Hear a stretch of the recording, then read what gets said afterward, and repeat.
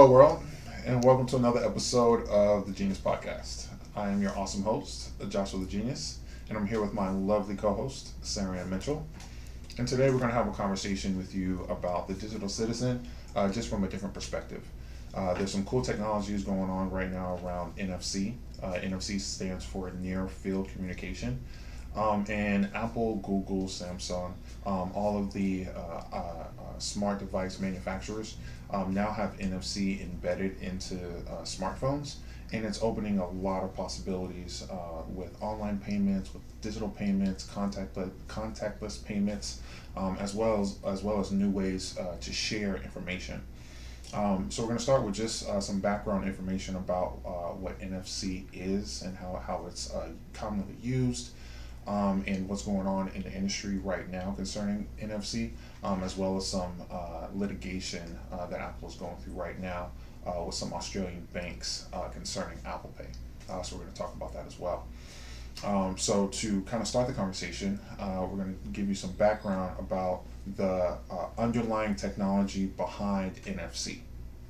So we've been talking a lot about what it means to be a digital citizen and some different sides of what that can mean for us as societies, a global society, and then, breaking it down from there. Mm-hmm. But this week on this episode, we're really going to dig into the financial side of what it means to be a digital citizen. And with some of this wireless payment technology that Josh was about to explain, there's been a slow adoption initially, and now it's kind of snowballing. So I think it's really important for people to really understand the technology that's powering the systems that we're using for digital wallets, and we'll kind of get into what all of this stuff means.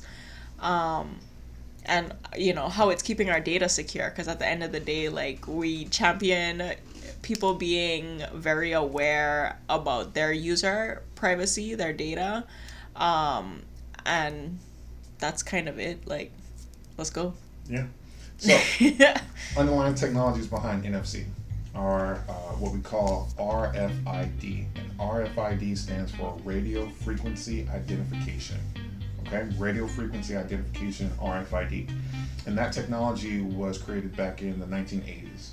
And it was a technology to kind of solve issues with manufacturers and supply chains with the manual scanning of barcodes for inventory. So if a warehouse was to get a pallet or a pallet of product off of a truck, and let's say it had 1,000 items, they had to use a barcode scanner and manually scan every single product individually that was on that pallet. And that took a lot of time, which meant that started to eat at resources, which inevitably started to eat at profits, right? So there had to be a better solution to cut down the time to be able to verify the products that are coming into warehouses through the supply chain.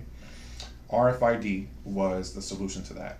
And basically what RFID is a close network communication. So you'll have it where, let's use the same example of the pallet scenario. If you get this pallet off the truck, instead of having a list of barcodes, you'll have one code, right? One little barcode, or one little QR code or a scannable code embedded right on the warehouse pallet. And so that RFID sticker comes from the manufacturer, and it has information on it. So instead of taking that scanner and selecting every single product, you would just select that one scan, that one RFID code, and it would give you back all the information you needed, as if you were scanning each product individually. So explain to me a little bit about, because it sounds like a scan is a scan. Like, what's the difference between NFC and RFID? Got you. So NFC and RFID, the difference is NFC is able to do two-way communication, and RFID is one-way communication, right? So RFID, and it's in the name, it uses radio frequencies, just like Bluetooth, just like Wi-Fi. It uses the spectrum of radio frequencies to send out information. And RFID is one-way communication. So when I go to scan that RFID tag, I get back information. I'm not able to send information back to the tag, right? So when that product pallet comes off that truck and it has the information verified by the shipper of the information, when I scan that RFID tag, I get one set of information to me. I can't send information back to the tag, as opposed to NFC. NFC, if this was an NFC tag, I could send information back to the NFC tag. And we'll talk about common use cases and what that looks like here in just a minute. But I want to give just a little bit more background on where RFID came from and some of its use cases. Yeah, absolutely. Right? So some of the use cases of RFID and where you've probably seen it in just your normal everyday life. If you look at apartment gates, right? So when you're going up to a reader and they give you kind of like your scan code, it's kind of the size of a debit card, and you go you up put to it on your glass. you can either put it on your glass, or you can swipe it, right? It has to be within 10 centimeters, right? So RFID. Oh, it's a vicinity thing. RFID uses 125 kilohertz frequency. So that is a low power frequency and it's a short distance. So the distance between the RFID reader, and that's kind of in the apartment complexes, is kind of like that black box that sits right next to the little pin code box. And so you need to take your card and put it up to the reader, and when you do that, your identification number that was encoded into that card from the apartment complex is readable by that RFID reader, and that authenticates your access into the building. Information doesn't come back to your card. It's just a one-way communication. Okay. I have a question. So is this also the same technology that geotags use? So sometimes if you're walking around a store, when you get to a certain area, you'll get a notification on your phone. Correct. About sales or something. Correct. It's that same technology. RFID is a general open source technology, so it can be used in various ways. These are just some of the most common ways, but that's definitely one of the ways that is used. And NFC builds upon that to give you some more unique information about products and services. We'll talk about that here in just a minute. RFID, like I said, it functions on a low power, low frequency range, but there are high powered RFID readers that extend range and extend power, right? So those are more so used in big industrial type of environments when you're scanning maybe big trucks and trains and tractors and things, or you have to keep count or organization of large fields. That's what those RFID readers are for. But for more commercial based scenarios, you're going to have that 10 centimeter range at that 125 kilohertz frequency. Another common scenario is keyless contact or keyless entry into vehicles. Or into homes, because even now you can open your house with your phone. And there's NFC components to that as well. Another RFID common use is, as a kid, I spent a lot of time in TJ Maxx, Marshalls, Ross, Macy's. When your mom was shopping? Man, I was with my mom shopping all the time, right? And so I would always find it funny to play with the little scannable what was it? Not wands, but they had stanchions or walls. They had different stations in the store where you could price items by yourself. But I'm talking about at the front of the store, where if you walked and you didn't pay for something, it would alert you and say, hey, this hasn't been scanned or something hasn't been taken off the item.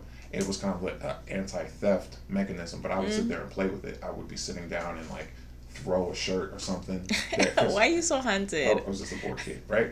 But that's another application for RFID is an anti-theft. So you can set kind of an environment to where if a product is taken out of that environment or scanned through that barrier, that wall or that barrier, it'll alert you or let off some type of notification. Yeah. And so that's why at the register you had to take off The Those RFID little tag. tags. That's what those little tags are for. That's where they store the RFID reader. I think they stored ink in it as well. Yeah. To So where if you like, try to bust pop it off, it'll yep, destroy the garment. Yeah. yep. So, just a couple different common use cases for RFID, and kind of the background and why RFID even became a technology.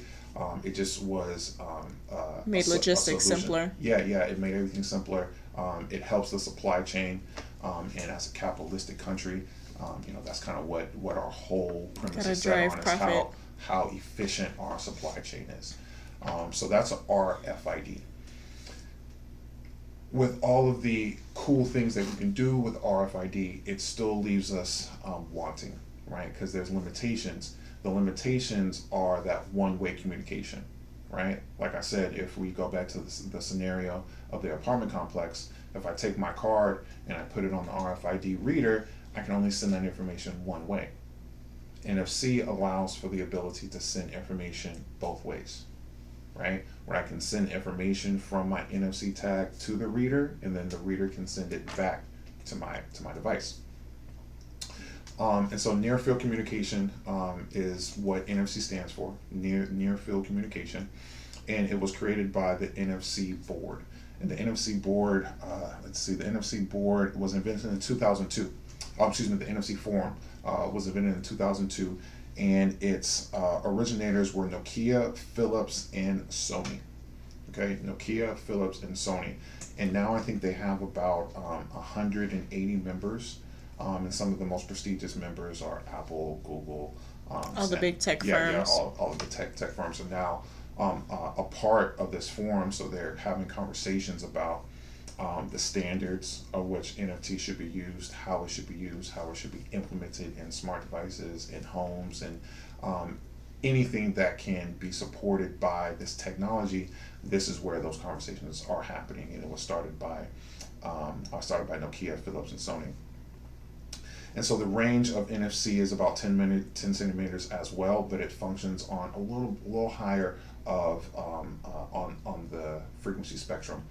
It's at 13.56 megahertz. Okay, 13.56 megahertz. And when we're talking about RFID, the predecessor to NFC, RFID has ranges. Like I said, we have the commercial that's at the 125 range, and then we have the higher one. So NFC is kind of in comparison kind of like a mid-range RFID reader with better tools and better features. So what are some applications of NFC? So what have I experienced as a consumer that would be utilizing this technology? So there's a real common one, and I'll get to that like super common one here in just a minute. But there's two other ones that I want to talk about that I think are really cool, right? So one, I'm a huge sneakerhead. Oh well, I guess I would say retired sneakerhead, because I don't buy sneakers as much as I did maybe like 5 years ago. But like five years ago, I had a real problem spending probably over all the money you had to spend after you paid your bills on sneakers. Yeah. Oh so, wow. Okay. Well. Yeah. Close. Anyway, so there is a sneaker convention called SneakerCon, right? And so at SneakerCon, it's a big platform and kind of a niche environment where sneaker collectors can come and meet and greet with other sneaker collectors and sell some of their product, right? Okay. Yep. It's a really cool thing. But one of the issues with selling sneakers are selling fakes. Just like anything else on the market. Authenticity. Yep. Authenticity is super important when it comes to selling sneakers. The value of something. Because we're talking about, when I was a kid, I could get a pair of Jordans for $180, $200 flat, right? Get brand new Jordan same day, maybe 2-3 days after that, I could get that same pair of Jordan, $200. Now, somebody will go and buy that same sneaker at Foot Locker maybe for like $250 and then go resell it for $800-$900, right? That's highway robbery. What is going on? All the time. I know people who have garages full of maybe 20 pairs of the same sneaker because they went and used a bot on a sneaker site was able to buy the inventory, right, by running the bot, got that shipped to their house, maybe paid $150 per sneaker, and is going to resell, or resell each one for $900. It's intense. It's a lucrative market if you have the right connections, if you know what to buy, you know when to buy. But they have a thing called hype beasts, right? And so hype beasts are, you know, people who use those bots just to buy sneakers and resell them, which kind of takes away the inventory for people that really want them, right? I remember one time That should be able to afford them. I remember one time I was waiting outside for the Space Jam, right? Space Jam Jordan, and it was a re-release of the retro, re-release of the original, and there was a guy there who bought that sneaker when it first came out, and when Space Jam came out, I was a kid, so he hadn't had that sneaker in probably like 20 years maybe, and like this was like a super nostalgic thing for him. He just wanted the opportunity to buy it. There were so many people standing out there waiting just to buy the sneaker at $250 to resell it back on the market. They didn't even care about the sneaker. They didn't care about the history behind it. They didn't care about anything. The culture of this whole thing. I think those people are like culture vultures. They're like monetizing on the whole sneaker collecting culture. So that has diluted my passion for sneakers. Just how difficult it's become to get them, and the loopholes that you have to go through, and the hurdles that you have to jump through, just and the risk involved. Now. Like people are getting shot over shoes. I'll say this and then I'll move on. Just a quick tangent. I remember standing out for, I think it was the same sneaker for the Space Jam, or it was either the cool gray 11s, one of the two.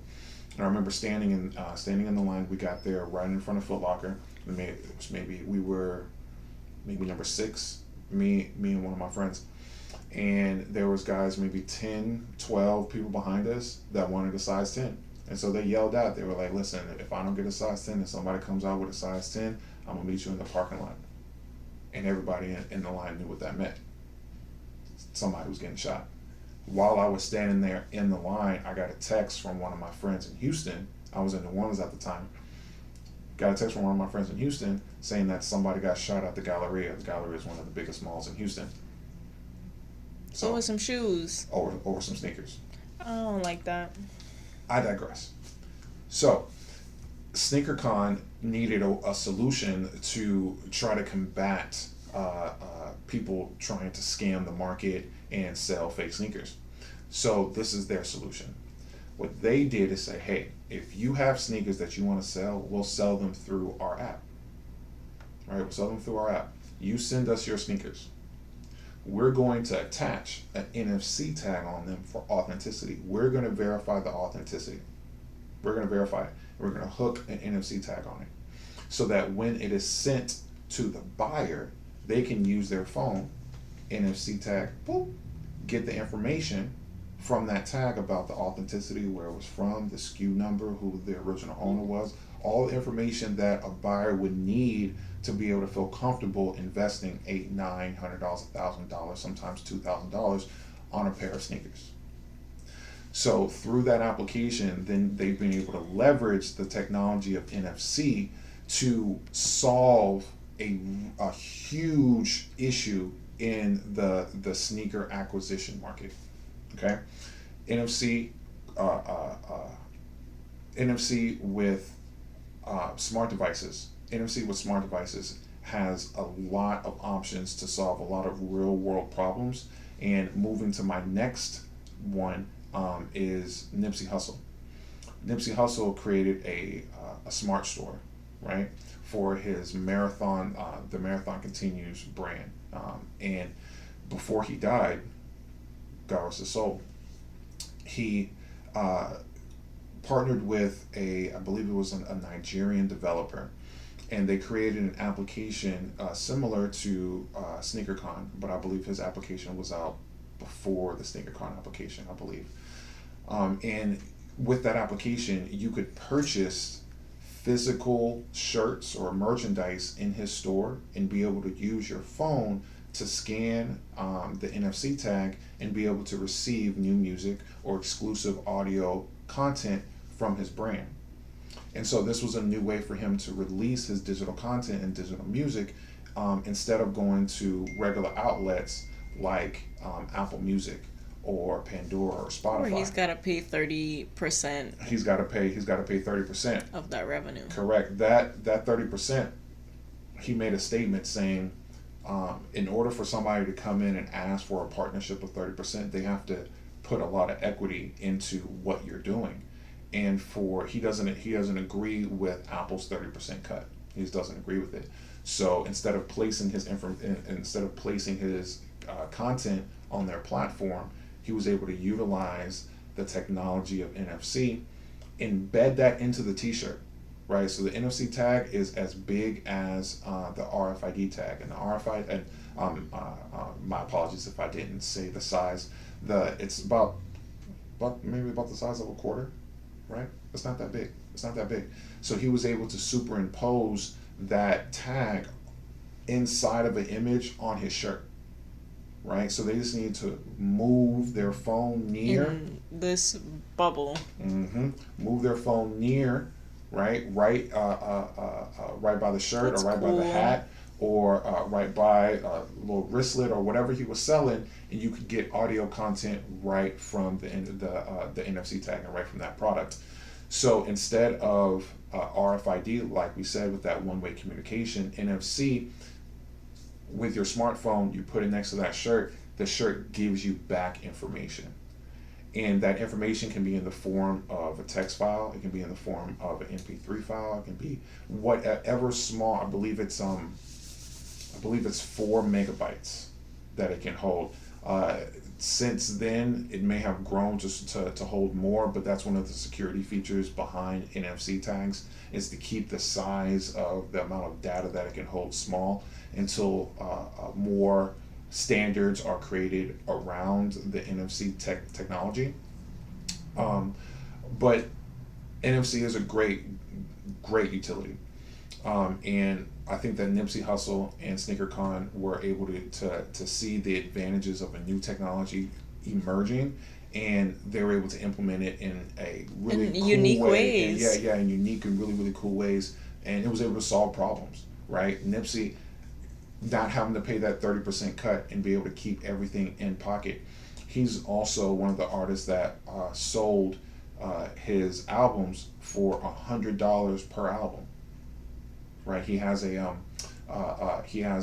initiative called Proud to Pay, right? So giving high quality content and focusing on a target market that really appreciates his brand and that really understands his brand. So his mind frame was behind curating how he was talking and communicating with his brand. Technology came to be a median in between the two. Right, and now he's been able to leverage that into more independence, and so hopefully I really hope that that the Hustle estate is able to take that concept and continue to grow it into what Nipsey wanted that vision to be. There's supposed to be he had blueprints and plans to have smart stores in various cities that had unique perspectives on new technology. So maybe not using NFC, but maybe finding another technology that can make the retail experience better and that can kind of bridge the physical world and digital world, right? And so that kind of leads me into the most common use of NFC, and that's through a technology that that Apple calls Apple Pay, right? And so Apple Pay is a contactless payment solution that users of iPhones and other Apple products can use when they want to make transactions with businesses, right? And so the way that it works, I believe iPhone 6 in 2014 was when NFC was introduced. Was introduced into the iPhone lines. Right, and so the NFC antenna is at the top edges of the iPhones from iPhone 6 all the way up to the iPhone 12 line. And so the way that you can use Apple Pay is you first have to get your camera and get your credit card. Put your credit card up to the camera and allow that camera to scan your credit card. What that does, it takes basically image recognition of all the information that's on the front of the card and the back of the card, and it authorizes that information with your card issuer, whatever bank is issuing your credit card or debit card. From there, the bank then gives Apple back a unique token, right? This is a unique number that is given and kind of represents your card in the digital space. Apple then saves that to the secure enclave. The secure enclave is a special secure place in your iPhone that stores sensitive information. And we'll talk more about the secure enclave in just a moment. Once it saves that information, when you want to go, let's say you're going to go buy groceries, and you see that the merchant accepts Apple Pay, there's going to be like a little sticker or a little sign right that by says, the payment. right by the little kiosk, and says, "Hey, we accept Apple Pay." You can then take up your phone, put it right on the terminal, and it will ask you to verify the transaction. Let's say it's for $10. You'll get a little pop up and say, "Hey, Walgreens wants to charge you $10. Do you verify this transaction with Apple Pay?" It's going to use the authentication built into the iPhone, which is either Touch ID or Face ID, right? Touch ID or Face ID. Once you verify that transaction through the biometric security protocols, the merchant is then given your unique identifier that the bank issued to Apple earlier that was saved in the secure enclave, and then it's given kind of a randomized number, and that randomized number only has a short period of time that it works, and that kind of works as your CVV or your security code that's on the back of the card, right? So it's not actually transmitting your private data, so to speak. So your credit card number and expiration date. It's just saying, so the bank gives, once you upload your card, the bank says, "Okay, cool, we recognize this and we say it's okay. Here's you can use token number 3. So you give token number 3 to wherever you're purchasing items from. Correct. Okay. Correct. Apple never sees any of that information, right? And when I mean none of that information, they never see your credit card information. That is not what's stored. The unique identifier that's given from the bank is stored in the secure enclave, and from the secure enclave, they generate a randomized number to act as your security code that only has a certain time limit that it will work, right? And so all of this is randomized every time you go to make a transaction. So the security behind it is that, let's say, for instance, if you wanted to steal the terminal, and say, okay, now I have this list of the identifier. Well, that identifier only has a set window that is going to work on, and it has that CVV, that random generalized number that acts as your security code, only has a certain time window that it will work as well. So if somebody tries to steal that, they're not going to be able to use. That's an additional layer of security against fraud. And when you're making the transaction with Apple Pay, you're not given your credit card, so the merchant, the person processing the transaction, never sees any of your personal information. They don't have to verify your identity with your license, because Apple Pay is using your authentication of Face ID and Touch ID to verify who you are. Okay, I have an example. I was at Wendy's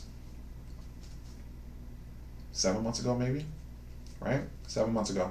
I went and I gave the person at the window my debit card. This was for my business. I gave him my business debit card. Right, the one link right to my business account. I said, yeah, I need maybe $20 worth of Wendy's food. Right. The very next day, I get a call from my bank and said, hey, we see some really weird activity going on with your card. Did you do this? Are you aware of any of this? I was like, no. So they canceled my card and I was issued a new one. But that's the only place I went in between that time.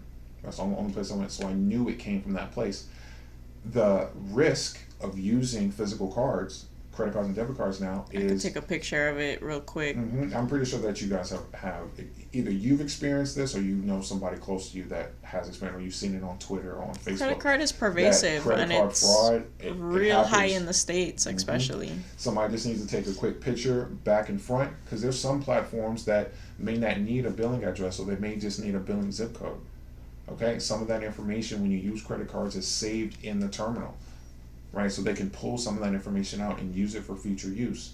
Or maybe they get some information and just start to build a profile on you. We talked about some of these cybersecurity risks and attacks that occur in some of our previous podcasts, right?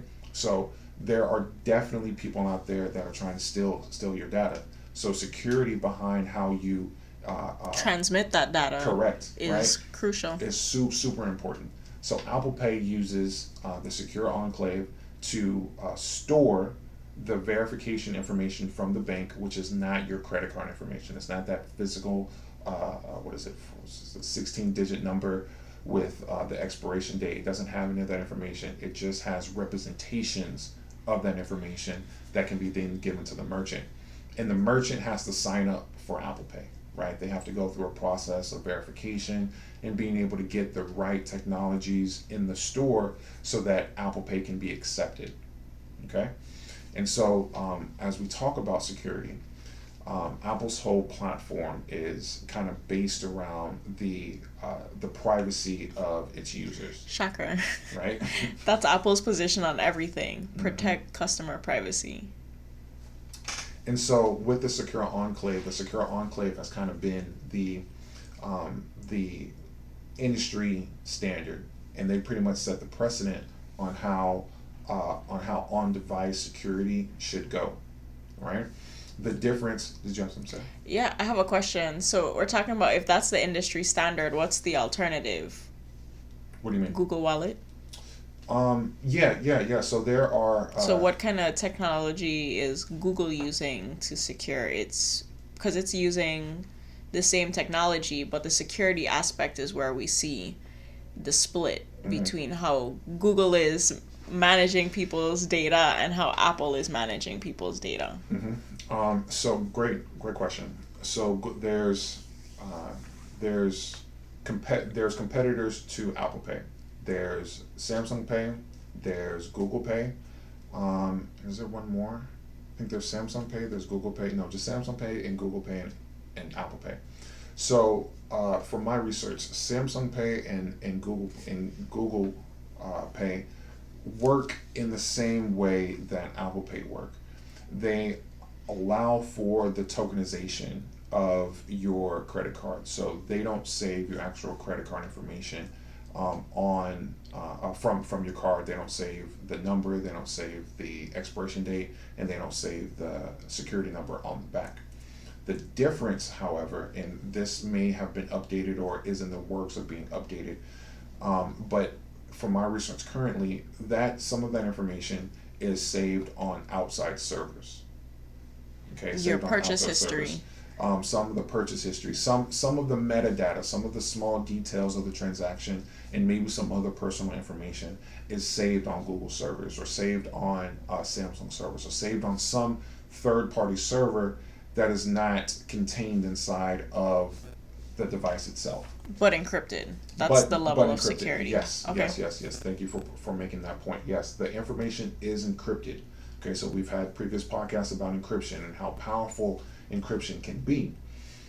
However, it is sent out to a third-party source and a third-party place outside of the device.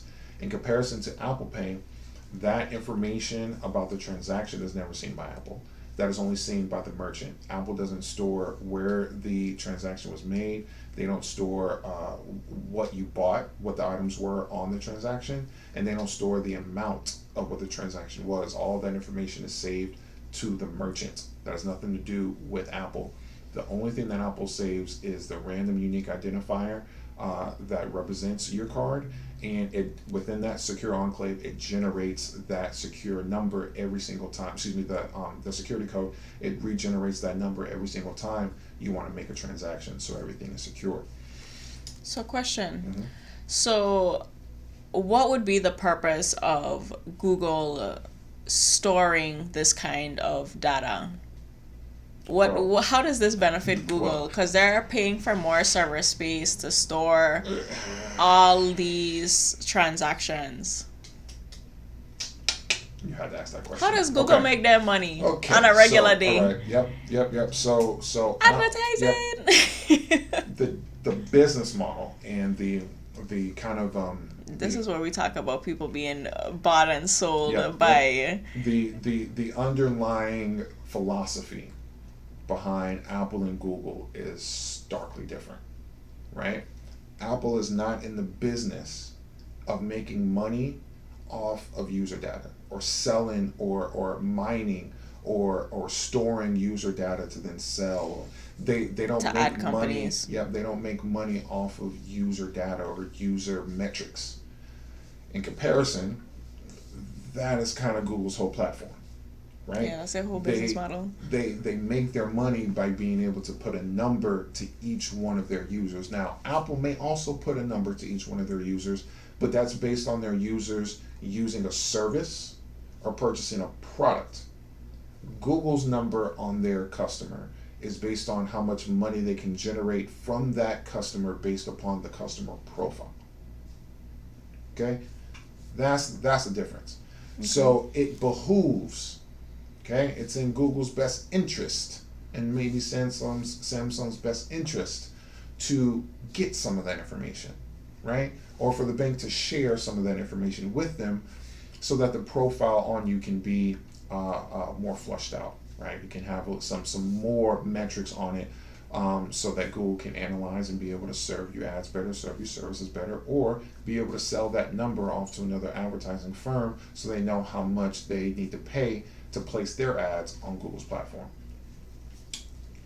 So that's business practices, Apple versus Google, right? So that's kind of a good segue into the business practices of Apple are now being scrutinized by some Australian banks.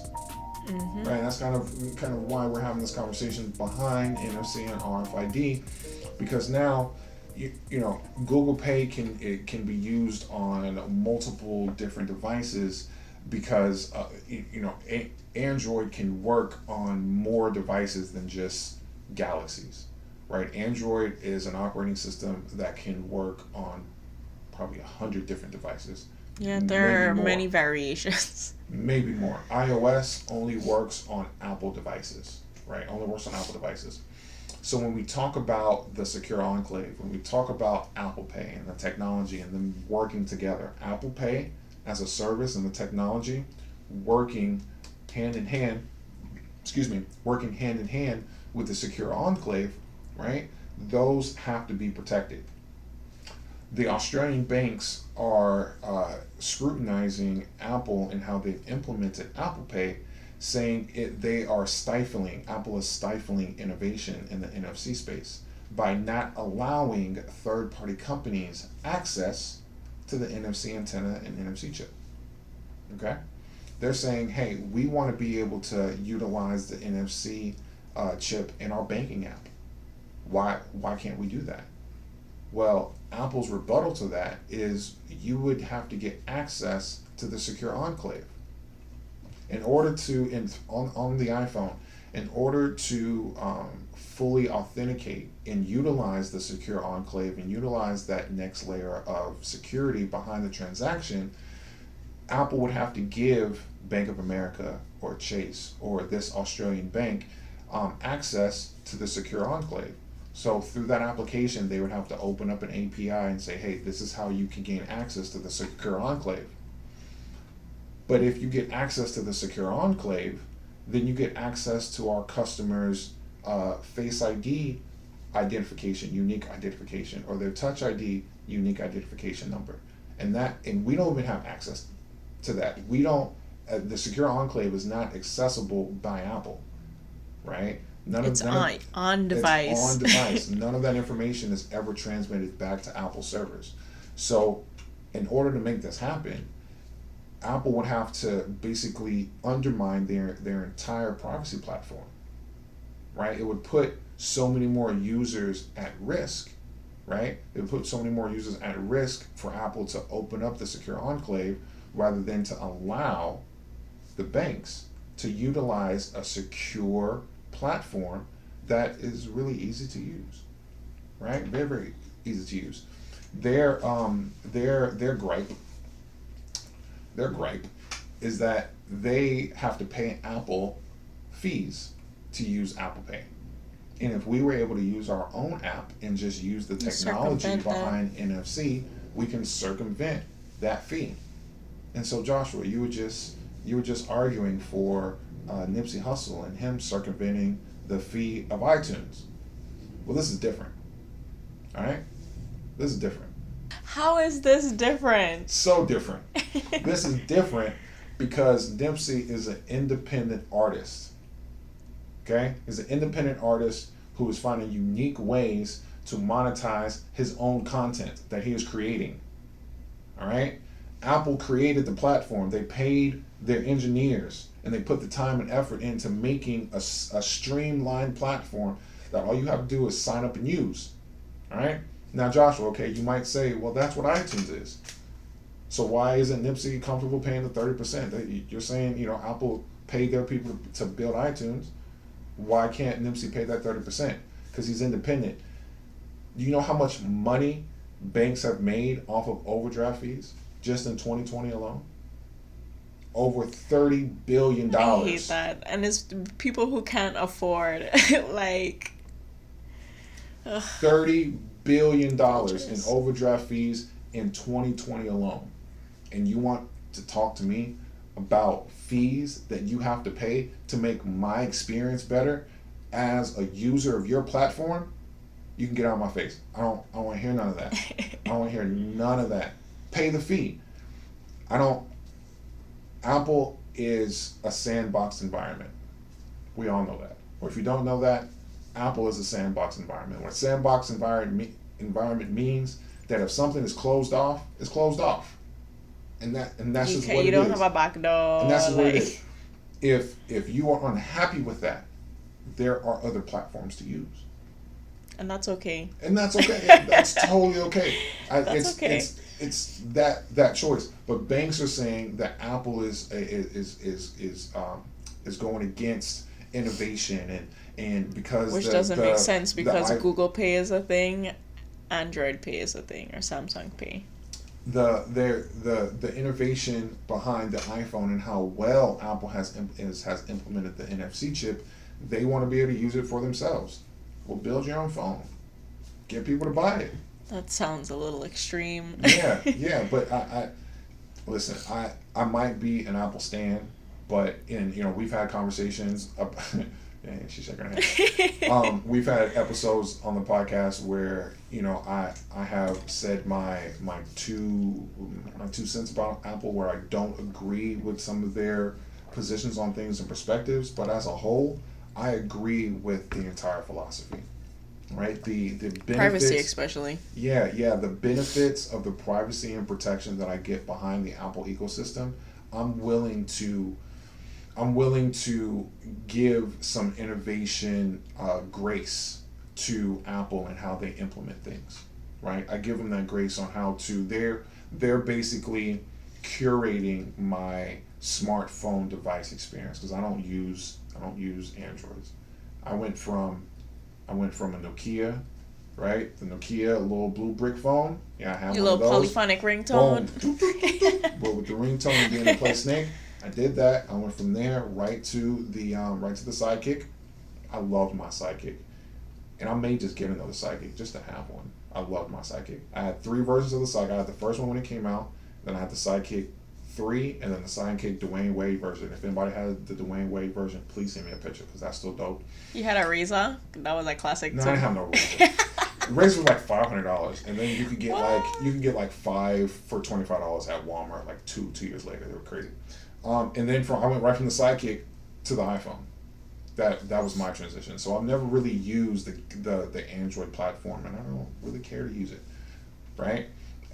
Here I may sound like I'm bashing again, but this, I'm a developer as well, and I've seen the underlying technologies behind the Android operating system. I've You seen have how to fragmented do like it a is. umbrella to try to I've seen capture how all the different. I've seen how Yeah. difficult it is to build applications, stable applications for Stable being more, the keyword.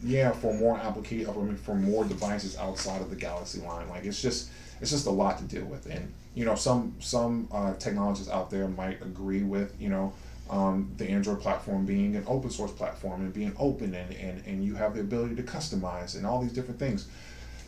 But that leads to a lot of privacy issues, that leads to a lot of security issues, that leads to a lot of performance problems. And so, I would sacrifice that customization for the efficiency that I receive and the power that I receive and the integration and ecosystem that I receive from Apple. So when we look at Apple Pay is pretty much setting the standard when it comes to contactless payment, right? The security behind Apple Pay is what kind of sets it apart. Google Pay and Samsung Pay, they both tokenize your card. They create a digital version of it. They then send it in a secure way, and all the information is encrypted. But the secure enclave is what separates Apple from the competitors, right? And Apple is consistently updating the secure enclave. And now with the M1, with now Apple creating their own silicon for all of their devices, right? Now they've been creating their own silicon for Apple's. The A1 came out. I'm gonna have to research, but I believe the A1 came out in 2013. And they just released the M1 for Mac computers this past year. And so I just think the innovation with Apple's own chip processor, as well as NFC and other technologies, is going to get better as they figure out the best use case. Samsung Pay, I believe, was out before 2014, and they had phones that had NFC built into Samsung devices. So NFC was definitely on the market before the iPhone 6 in 2014, but it wasn't until Apple found the best use case for NFC did it allow the integration of that technology into the iPhone line.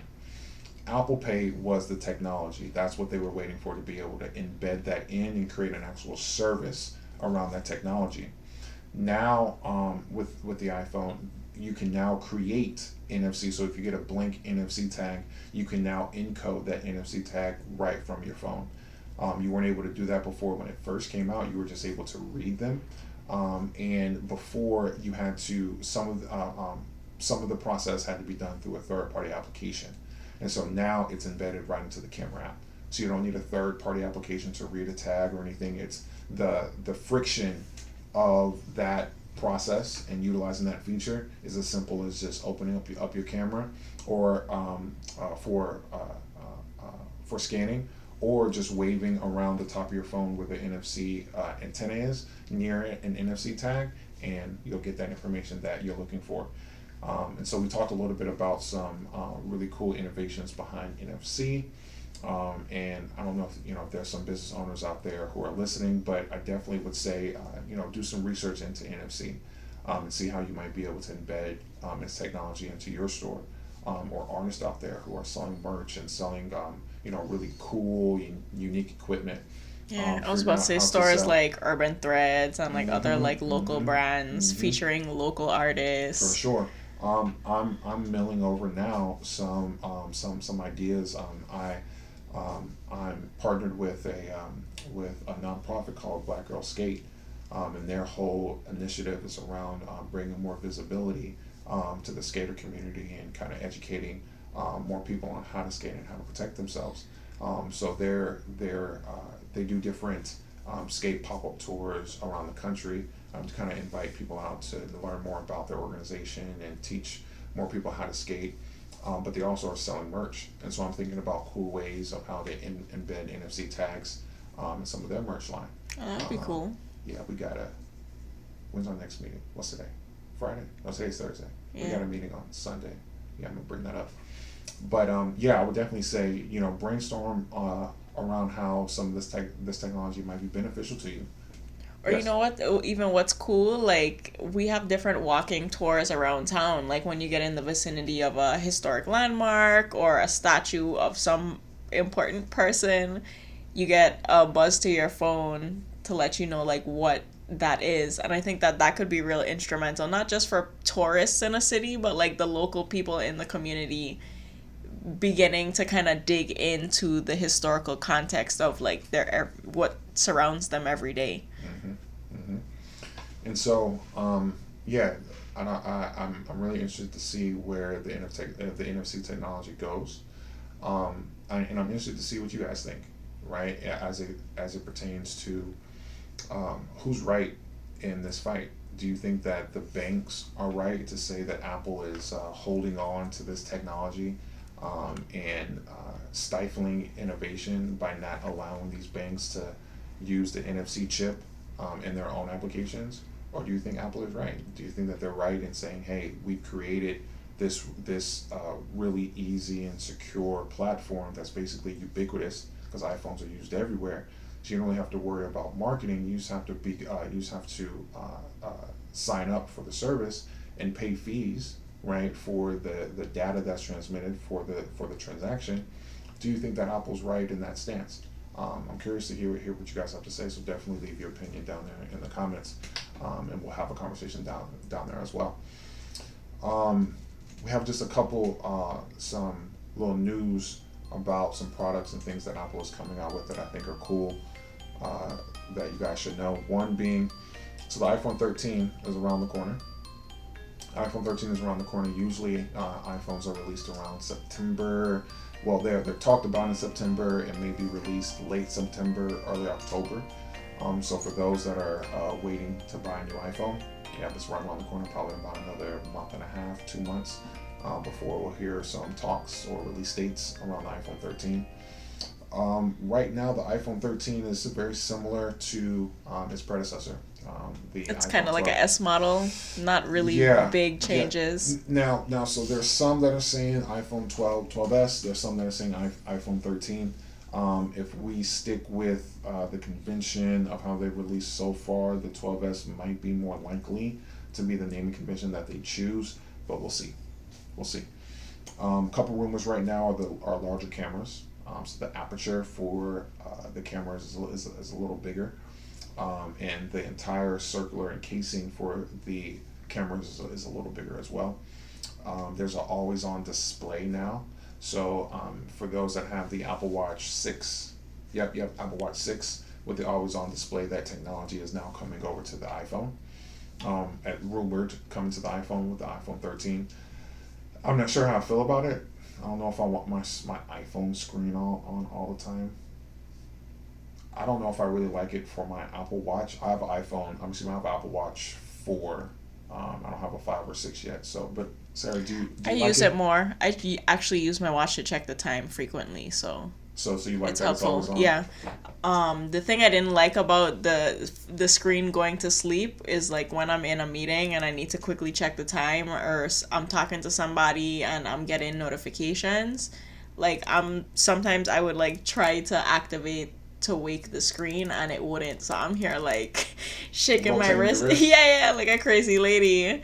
And people are like, "Are you okay?" Gotcha. I'm like, "No." Have you experienced poor battery life or battery performance issues? My battery life is awesome. Like I go 5 o'clock in the morning, wake up using, the exercise function, and by the time we get home at the end of the day, like I still have more than, I'd say about 60% battery life. So like if I could go like all through the night, because I do the sleep tracking as well, and if I wake up in the morning, then I'll be around like 25%. Mm-hmm. Interesting. Okay. So that's what Apple is saying as well. They're saying that that feature is coming over to the iPhone, and that battery performance is not going to be impacted, right? So that battery performance actually might get better, because they're saying that the new iPhone might be a little heavier, might be a little bit heavier than the iPhone 12, which is going to allow for bigger and taller batteries. So the battery capacity in the iPhone might increase to be able to support that always-on display. But right now, like I said, those are just rumors. And the last one is ProMotion. ProMotion is a new feature that might be coming to the iPhone. that will allow the screen to refresh at a 120 hertz refresh rate. Oh, it's like the iPad Pro. Yep, basically making movement more smooth. Right, Yeah. right. You'll be more. You're increasing like frames per second. Like if you think about it from like like animations perspective. Like if you have 6 frames per second, it might look a little choppy, but if you put in like 12 frames per second, it'll be a lot smoother. So 120. So it's increasing that rate of images you're seeing per second to make it smoother. Got you.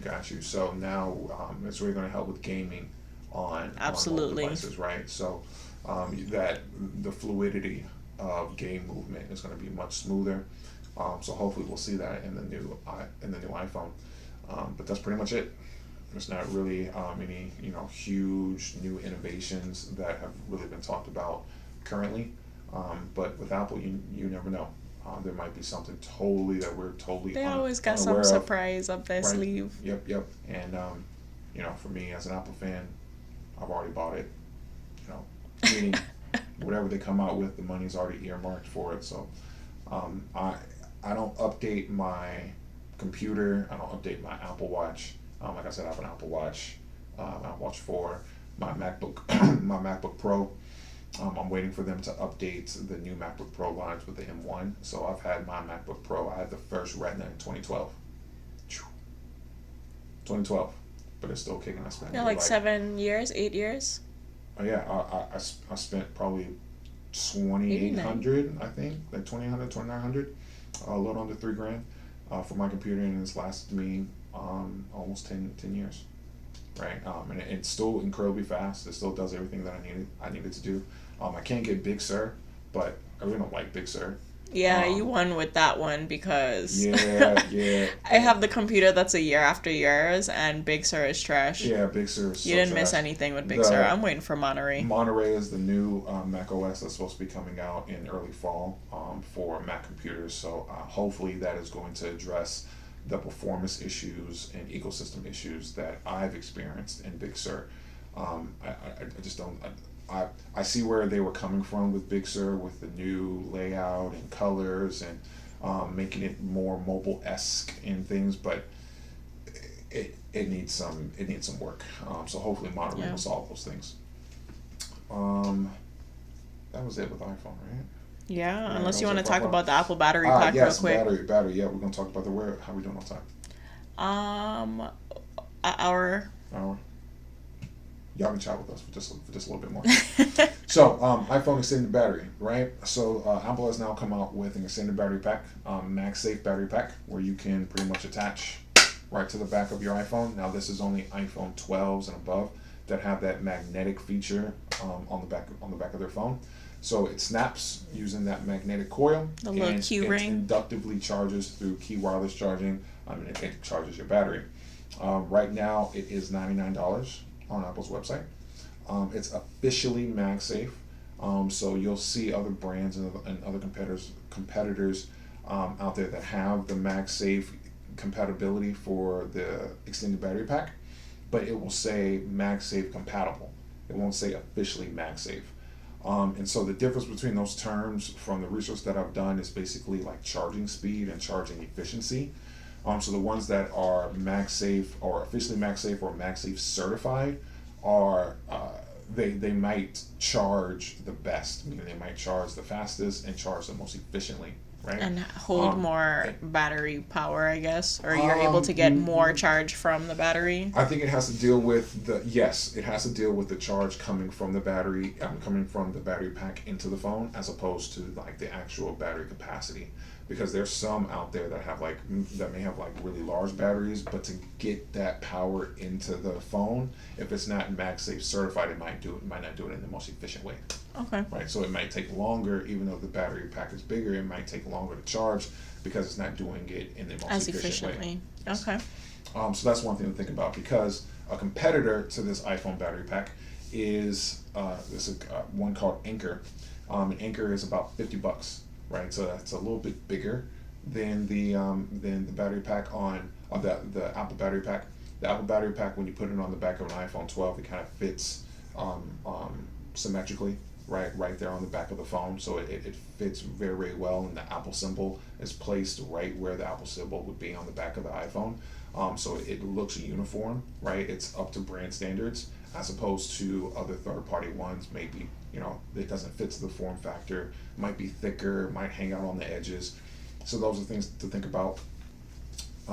Let's see. With the Apple battery pack, you can charge it at the same time, right? So you can place your battery pack on the back of the iPhone. And if you take the lightning cable, put it into the back of the battery pack, it'll charge the battery pack and charge your iPhone at the same time. And in the dashboard of your iPhone, when you swipe right, you'll bring it up and you can see the battery metrics for AirPods, for your Apple Watch, and now you'll be able to see battery metrics for your Apple branded battery pack, MagSafe battery pack. And the material that it's made out of is kind of like a soft plastic. It's kind of the same materials that have been used in some of the packaging for Apple Watches. It looks very, very nice, but it might pick up some dust out of your pocket or out of your purse or wherever you carry it. So the aesthetics, you might have to clean it a little bit more. After a while, yeah. Yeah, some alcohol. But it looks really good. And it's on Apple's website right now for $99. I'm not sure if I'm gonna get one yet. I'm kind of on the fence. I have some traveling to do to the States here in about a month. So I'm gonna stop by the store. I'm gonna play around with some things. See if I like it. I'm gonna bring me back definitely some here for the store to see if customers want some. But for me personally, I don't know. I want to see, because I do use my phone a lot, but I don't like having a case on my phone, as opposed to having an entire battery pack on my phone and having to hold that and move.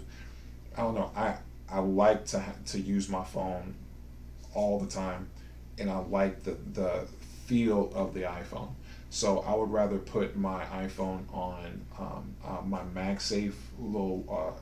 They have a little like pad that attaches magnetically to the back of your iPhone, and you can do that through the fast charger, and I can get maybe a good charge in 20-30 minutes, and then you back up and kick in for the next 6-7 hours. So that might be my method. I think that the battery pack is kind of like when you're in that emergency spot and you don't have access to a charging wall, you don't have any of that, but you can just pull camping. That. Or or on a flight, or yeah. It's more so for the emergency, for the emergency scenario. So, do I see myself in any of those like frequently? Do you think you will get one, Sarah? Do you think it's I didn't really use like battery packs or battery cases before. I mean, it's something that I might get to use with my iPad, but that's not even really a thing. That doesn't even work. No.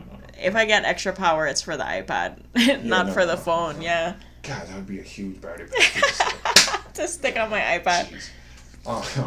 So yeah. So I don't know. I'm gonna do a unboxing of the battery pack when I get one. Back here to the store. Maybe that would be a good triage tool. That would be a good triage tool, instead of having but it only works MagSafe. So the phones that do the wireless charging, if people have like charging issues with their charging port, yes, as long as they do the wireless charging, they should be able to work with it, no? I'm assuming iPhone yes. 8 and above? We'll get back to you guys. I'm assuming yes, because the MagSafe pad that I have works with your phone, and your phone's an iPhone 11. So I can charge the business phone with that iPhone 11 as well, iPhone 11 Pro. And so I can charge that with that. So we'll see. I think that would be interesting. Yeah, so I'm definitely gonna get one. I'm gonna get some here from the store for customers that want to purchase some, and I'm definitely gonna have here one for triage tools. So we're doing an unboxing. We'll have more information once we get the product in hand. So stay tuned for that. I think that's it. Sarah, you have anything for the people? You have anything that you want to add? No. This was very informative. Yeah.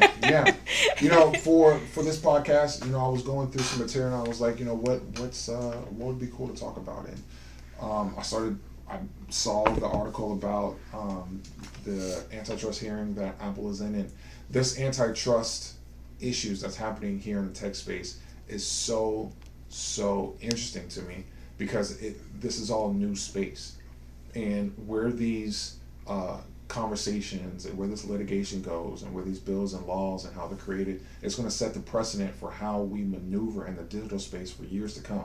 So to be able to see it in real time and be able to talk and have conversation about it, and hopefully that brings more awareness about what's going on, which can potentially lead to more conversations, which can potentially lead to better, more thorough laws and bills. I think that's the important part. We have to be real active citizens in defining what our societies are going to look like moving forward. We can't just accept what is given to us. We have to play an active role in saying this is okay, or this needs to be considered, or maybe we need to move in this direction. And that's kind of, why I wanted to start this podcast, is I wanted to utilize my understanding of the technology space and be able to do my part and be active to give you that information so that you can be more aware of what's going on, and be better suited to make better decisions, right? So with NFC and RFID, now you understand how these technologies work, where they came from, why they were being used, what are some common uses for them, and what are some potentially future applications for this technology. And as far as digital wallets and financial information goes, now you understand how that information is being transmitted when you're going to the grocery store paying for a couple of apples, or you're going to go I think Walgreens is the only place on island that accepts Apple Pay. Or I might be wrong about that, but they're the first place that comes to mind. Yeah, I think they were the first place on the island that I was able to use it. I think some other merchants are bringing it on. That's a good point. There's I think the number's like 250,000 merchants right now that accept Apple Pay. And that's in comparison to 15 million merchants out there in the country, right? Yeah. But that 250,000 is, I believe, the top 10% of the biggest retailers and merchants that are in the country, right? So Apple Pay is very ubiquitous, and I think it's going to continue to grow because it's very easy to integrate. People are more on board now than when it first rolled out. People were very hesitant about, I don't want to put my credit card in my cell phone. But now, like, this whole digital wallet thing is really sticking to people. So like being a digital citizen is like real. And we gotta be informed, gotta be smart about it. Yep, and we talked about iOS 15 and what that's going to bring as far as being able to hold your driver's license and personal identification. And so now you understand what that information is being verified on the secure enclave. So as you start to hear more about these technologies and hear more about what data you can now save in your phone, you now know how it's being saved and how it's being used. And that's what's really important to me, is making sure that you guys are aware of that information, right? Last things that we always want to make you guys aware of is we definitely have here a store here locally here in St. Thomas where we service all Apple products, any products that have an Apple logo on them. I am an ACMT, which means that I am an Apple certified Mac technician. I was certified by Apple back in 2009 with a lifetime certification. So I'm the only certified Apple tech here in the Virgin Islands, right? So when you want to get your Apple products worked on, come see Joshua the Genius, right? You're working with a certified Apple Mac technician, only one here in the Virgin Islands, over 10 years of experience working on these products. No YouTube technicians in this house. You can find us down here at 5333 Rodisgata, right off of Main Street. We are right across from Stonehouse Cafe, right above Valentine's Jewelry, right next door to Chico Jewelry Repair. All right, our telephone number is 340-227-3821. You can find us on our website at joshuathegenius.com. Okay? And if you enjoyed this video or any of our other videos, please like and subscribe, tell a friend to tell a friend, and give us some ideas, or if you have any questions, reach out. For sure. Oh, and crypto, ding, ding, ding. Crypto, right? Want to make sure you guys know that we'll put the comment down below. There's a great platform out there called Coinbase, right? Great platform out there called Coinbase. It's a free application that you can download from your device's app store. And if you want $10 of Bitcoin, you can use our link to download Coinbase, and it will download you. You'll download the application, and you'll have the opportunity to get $10 free of Bitcoin. And Coinbase is an application that allows you to buy, sell, and store cryptocurrency. So if that is a new technology that you're interested in, Coinbase is a really great tool to buy, sell, and trade, as well as learn. It has some very good educational features to it as well, to learn more about just the general cryptocurrency space and learn about specific coins that are being traded on the platform. And as well, so speaking of cryptocurrency, we take cryptocurrency as forms of payment here in the store of Joshua the Genius. And so if you want to pay us through cryptocurrency, you can do so through our readable domain, joshuathegenius.crypto. And we were able to create that readable domain from the platform called Unstoppable Domains. And Unstoppable Domains basically translates your public address, which is a really long alphanumeric number, into something readable, something like joshuathegenius.crypto. And that allows somebody to send you cryptocurrency directly to that address instead of having to remember a very long number of letters and numbers. And so the 5 cryptocurrencies that we take here at the store are Ethereum, Bitcoin, Ripple, Litecoin, and Dogecoin. So if you have those 5 coins and you're interested in an iPhone repair, getting your Mac triage, even buying one of the cases or an accessory here in the store, you can utilize cryptocurrency and pay us through joshuathegenius.crypto. If you're a business who is interested in learning about crypto and setting up your own cryptocurrency domain, definitely reach out to us, give us a call, shoot us an email. The email for the podcast is thegeniuspodcast@gmail.com. Perfect, thank you. And so if you want to reach out to us there or call us at 340-227-3821, we'll definitely help you get set up and get you on your feet as far as being able to take cryptocurrency in your store as methods of payment. Okay? So yeah, that's it for us. Thank you guys for joining us. Thank you guys for listening. We appreciate all the support. Leave us some comments and feedback down here in the comment section, and see you next time. Peace.